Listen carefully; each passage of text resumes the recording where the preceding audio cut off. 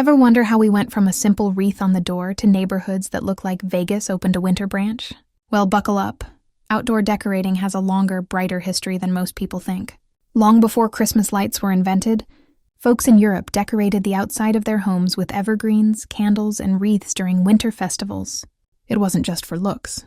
It was a way of saying, "Hey, winter, you may be cold and miserable, but you don't own me." It was all about bringing a little life and light into the darkest part of the year. Fast forward to the 1600s and 1700s, when colonial Americans picked up the habit.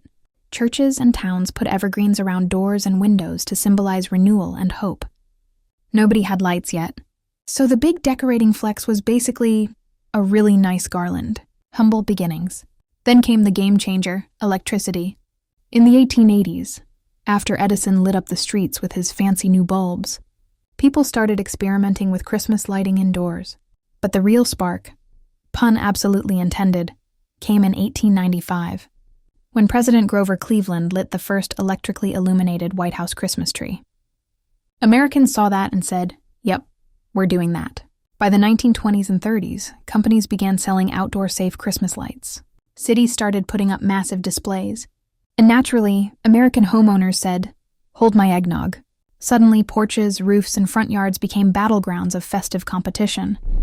After World War II, suburban neighborhoods exploded, and so did outdoor Christmas decorating. Cheap lights, big lawns, proud homeowners, and a little friendly rivalry. That's the perfect recipe for holiday overkill.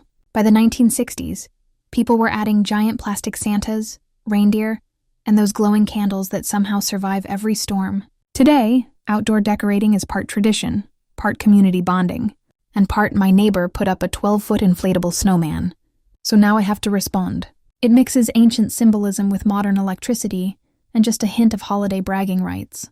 And let us be honest, there is something magical about driving down a street lit up like a runway, even if the electric bill looks like a crime scene afterward.